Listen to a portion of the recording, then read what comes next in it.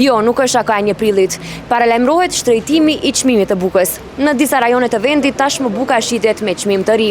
Kohëve të fundit janë shtrejtuar vezët, vaji dhe produktet e mishit, kurse çmimi i produkteve bujqësore në tregje shënon rekord. Si ka për të reflektuar kjo në buxhetet familjare? A janë paga të mjaftueshme për të përballuar presionin e rritjes së çmimeve? Paralajmërohet se do të rritet çmimi i bukës. Çfarë mendimi keni? Ne rrit bukë komplot si gjirallaj. Buxhetin familjar a prashket. Po mund t'ja dilni me një rrogë? Jo, hiç s'mundet. Am doktora me rrogë.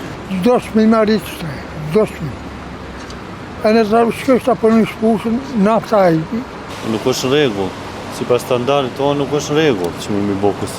Rritja nuk është veç te buka, çdo artikull e ka kalu më kufini. Rritja e çmimit të bukës është krizë, katastrofë. Po a mund t'ja dalim vetëm me një rrogë? Me një rrogë, me cilën rrogë, me Maqedonisë?